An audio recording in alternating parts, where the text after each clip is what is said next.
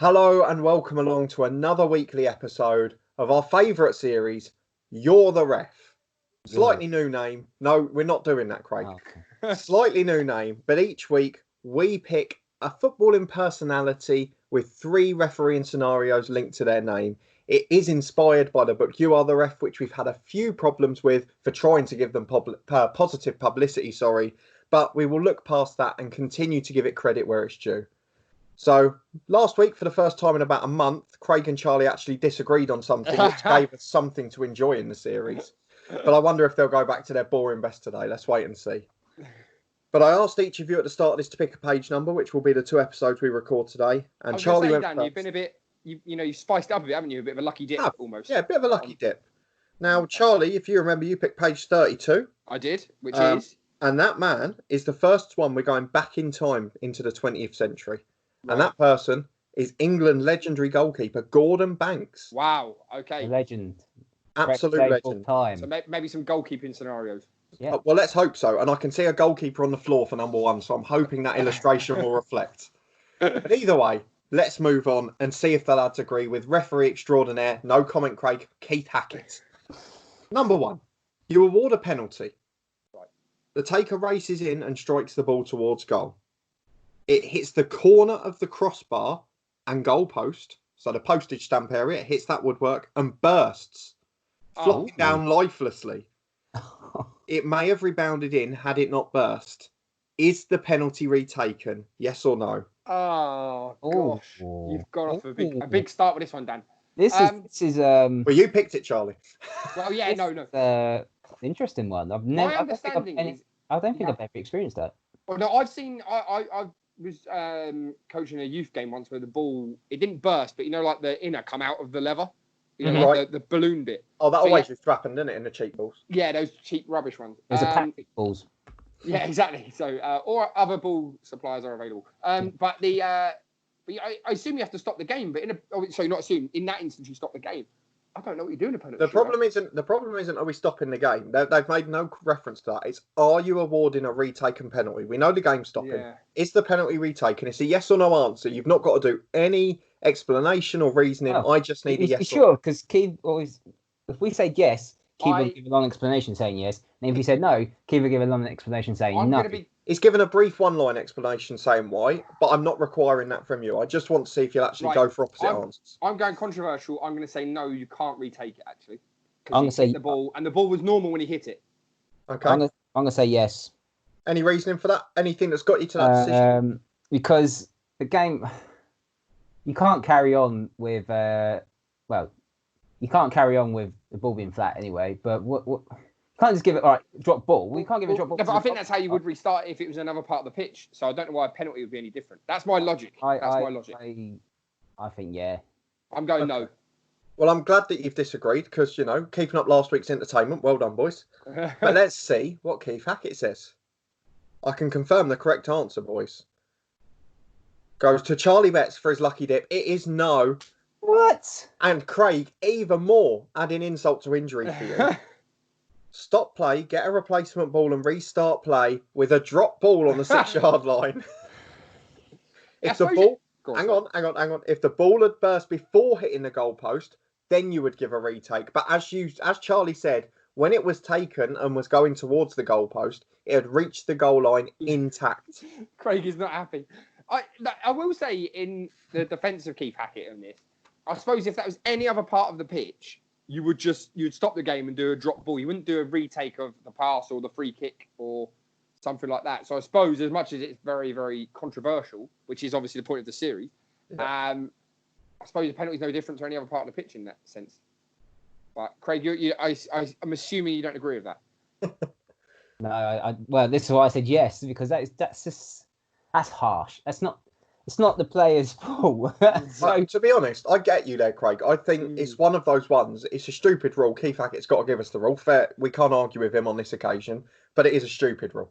You basically could be saying, Champions League final, 90th minute, you could have a chance to win the cup, and it's been ruled out because the ball burst from the crossbar on the post. I don't think the ball manufacturer would stay in business in that instance. No.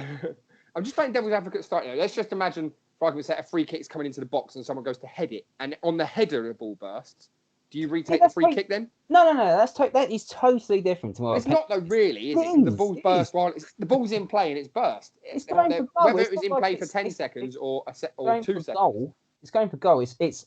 But the header could have been going for goal when he's headed it. The ball wouldn't have gone that far though, because the ball was burst. No. I'm saying, imagine a free kick comes in. Ball's completely normal in a free kick. I'm making my own scenario now. And as he heads it, there's enough time. There's enough time for it to stop play. Rather than that could actually be going in. But what I'm saying is, and if you're saying about retaking the kick, then we have to retake that free kick. Then don't forget, Charlie, you're forgetting the second part of Keith's answer there, which is if the ball had burst before it hit the post, it would have been retaken. Well, yeah, I suppose actually. That's it. Yeah, no, fair comment. So that might answer that one. Either way, Craig, I get the point and you don't. So there we go. I think it's essentially on your lucky dips. We're playing question of sport, home and away. There's another one that can sue us now. So home or away, and Charlie's winning his home tie so far. But on to number 2. Craig, you got a chance. Don't worry, mate. It's a joke. That's an absolute joke. I agree with you, but that's the rules. You have sent a manager from the dugout to the stands. However, he continues to hurl foul and abuse at your assistant on the touchline from the stand. He draws your attention to it, the assistant. Shows how outdated this is, because, our best, probably, assistant referee in the Premier League is Sean Massey. So it could be he or she. Yeah. Keith, come on, up with the times. Who draws your attention to it? What are your options now? Very open book, this one. Completely opposite to last time. So you've sent the manager off. He's hurling abuse from the stands. And the assistant's picked it up and informed the referee. What options do you have and what are you going to do? So I'm going to be slightly, not controversial, but I'm just putting it out there quickly. Is this then, once he's in the stand, is this an issue for the steward more so than what it is the referee? Because what I'm saying is if you had a fan hurling foul and abusive language, eventually a steward would step in and, eject them from the stadium or what, I don't know. I don't disagree with you, but I guess, and I know we have to go to probably slightly less hearted things here, but when we've had instances recently of things like racism in the stadiums, the referee is the one liaising with the safety office. So you've still got that authority to make a decision there. You go first, Craig, sorry, because I jumped in last time. Well, I don't think there's much you can do, but you can speak to the referee. Obviously wave his phone. You can speak to the referee. I don't think you can take action at the time because he's already in the stand, but you can write it in your referee's match report. Yes, he remembers the match report. And then they can charge him further along later down the line. I think you're right. However, I think for argument's sake, let's just say this is minute 8 that this has happened, as the assistant then got up with 82 minutes of, all of this foul and abusive language. I agree with you. I think you have to mention it retrospectively. You could say he has to go back to the dressing room, but then again, the manager can still see the referee and linesman when they're walking to their own dressing room. However, non-league, they say you have to leave the ground. Yeah, so I'm going to basically steal your answer there, and I think that you are. I see what you've done there. I see what you've done. To have to. No, I think that I disagree with you. I don't think you can write up the report. I don't think you can just say get on with it and we'll write the report later. So I don't know. I suppose it depends on the type of ground, but I would say you either have to send him to the change room or eject him from the stadium. But he can't have a visible thing of the game or something like that. Like he can't sit in the stand basically. So, again, 2 quite different answers, although Charlie did just steal one of Craig's other options. But it's actually a bit of an interesting one because I'm going to be forced to give you half a point each because you both got one element right and one element completely wrong. Okay. So, in the interests of the image of the game, Keith says, you must request, as Charlie said, that the manager is removed by the ground safety officers to a place away from the vicinity of the field of play and out of shouting distance of the assistant, i.e. the dressing room, outside the ground, wherever it may be. So completely correct on that bit. However, Craig's got the other half of the answer, which is the most important bit and goes into every FA meeting you'll ever see. After the game, report the matter to the authorities. And Craig was straight in there, as he always is with that. Yeah, that makes sense. I suppose in a big stadium that makes sense. I suppose if you're talking about lower down the leagues, I suppose you have to get them to sit in the car park. I don't know really where you draw the line. I guess you can do dressing rooms, but that's a bit boring in a park or a social club or whatever. Even I think, say for example, Hemel or something like that. It's not really. I mean, dressing rooms are tiny there. You just bung him in there, I suppose. But go and sit in the porter cabin, club shop, whatever it is. Yeah. Yeah. No, fair comment. So that means, Craig, that this is you need to win this one to tie the episode. You do. I think my answer was more 3/4 to your quarter. You had him sat in the stand abusing your referee for the next 94 minutes, or whatever it was. As we've mentioned a few times on this channel, it's quite clear to see that Craig's not top of the list for sporting behaviour. So we're just going to accept that for now. But we're going to move on to number 3, and Craig will be delighted to know that this has got the longest answer of the 3 from Keith Hackett. Pretty much up there with some of the other big ones we've had. Right. But here's the question. We start with a goalmouth scramble, after which the ball is fired towards goal. Okay? So we've had a goalmouth scramble. The ball is then fired towards goal. Yeah. With the goalkeeper stranded, a defender reacts quickly and levers himself up on the shoulders of an opponent to head the ball away. So Craig should know a lot about this if he's watched Gary Doherty before. When he does so, he jumps on the shoulders of the opponent to head the ball away. It's from the near the goal line and prevents a certain goal. What is your decision? So we've had a goalmouth scramble. The ball's fired towards goal. The keeper stranded, so the defender jumps on the shoulders of an opponent near the goal line to clear a certain goal. What are you doing? That's a cracker, that one. To be fair, we've had some dodgy questions the last couple of weeks. That's a cracker. So there's two elements to this for me. First of all, if he's jumped on his back, then that's a foul, as it would be in any other part of the game. Thus, you'd award a penalty. I feel like he set us up as if there's an extra part to this that I don't know what the answer is. It's a trick to this question. Because he's denied a goal scoring opportunity. Now, when you talk about that as a handball, that's a straight red. But I don't know the ruling. I don't know the wording. I don't think it's a professional foul. No, but what I'm saying is it's denying a goal scoring opportunity. And the wording of that, I suppose, if it's denying a certain goal, I don't know. That's so tough. I think essentially, it's penalty. For me, penalty. It's a penalty. I think the where we're going to disagree possibly is the it a red card card or not. I think it's a penalty. Yeah, right. I think we've agreed on that. It's a yellow card. Despite denying a goal scoring opportunity, because the ball's going to go in, it's actually not in the element of the red card, professional foul, all that stuff. Because jumping, was it jumping on someone's back, or was it jumping? Yeah. Jumping on their opponent's shoulders, using their shoulders for leverage. Yeah, but then that's. Do you know what? Okay, it's not. I don't think it's a yellow card either. Because the thing is, you get in like a normal game when the goal kicks happen and defenders jumped up like on top of the attacker just to get that leverage, like you said, and they get fouls given away against them. Similar to that, really. So I'm coming at this from a different angle, and I could be like you are in this situation, Craig, and just go with your answer and then win the episode. But I'm going to be better than that. And so, I'll tell you where I'm coming from. I'm going to liken this to if the bloke, say the striker was a yard out and he's about to tap it in, and you completely wipe him out of a tackle, you'd be given a red card. So that would result in a penalty and a foul.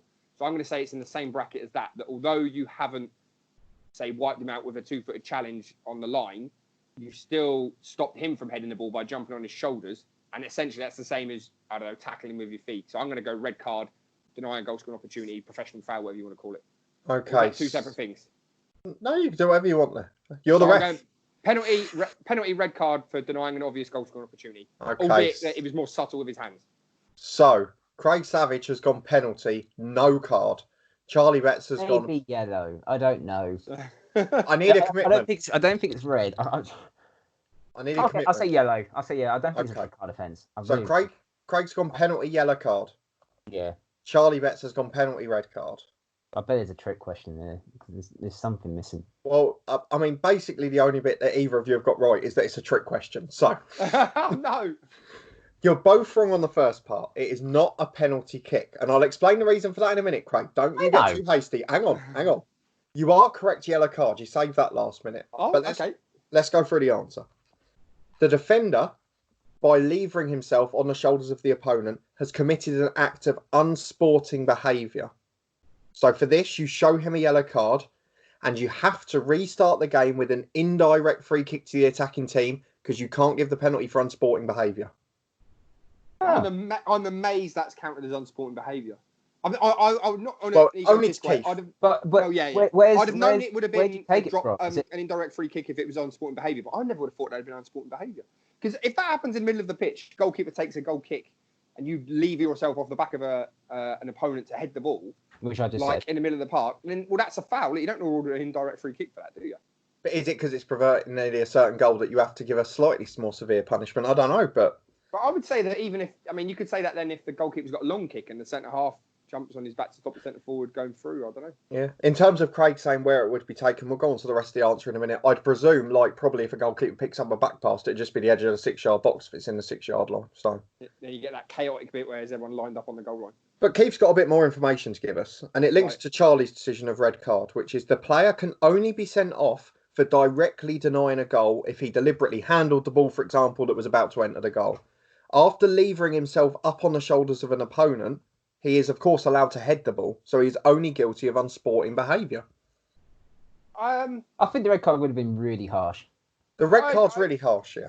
I don't know. I feel like Keith's bottled this a bit because I feel like that's a foul and not an indirect, not unsporting behaviour. If you do that any other part of the pitch, that would be a foul. If you jumped on someone's back and pulled yourself up and levered yourself off of them, I just don't see how that, because a foul would result in a penalty. Surely it's worse doing it there than what it is in the middle of the pitch. Well, we were right in a way. It's a foul. We were wrong with that. It's not, is it? It's unsporting behaviour, which is a completely different thing. It's still technically a foul, isn't it? No, but what I mean, you can get done for unsporting behaviour when the ball's not in play. You can't get done for a foul when the ball's not in play. What I mean is that they're two completely different offences, and that annoys me because it's obviously a foul if it was in any other part of the pitch. Keith, you let me down there, mate. Let me down. So we end the episode, unfortunately, with a lack of harmony, with a lack of respect, and with more slagging off of Keith Hackett in return for the threatening action of legal solicitors. So what a way to finish. But I can confirm that Charlie has just about snuck his home tie by 1.5 points to half a point. Not the best answers from the lads, and unfortunately it won't be their best performance of the series. But thank you, as always, to the lads for joining me. Thank you very much to everyone who watched. If you did enjoy the episode, please put a thumbs up on it. We do appreciate it. If you haven't already, subscribe down below, put the notification bell on. We've got 3 episodes a week at the minute to keep you entertained. One from Football Manager 2020, where we're going up against each other, which Craig is very excited about. We have also got interviews in midweek, and Charlie's going to be unveiling a return of a newish series quite soon. So keep your eyes peeled for that one. But thank you very much for watching, and follow us over on Twitter at HonestFootball3. We'll see you next time.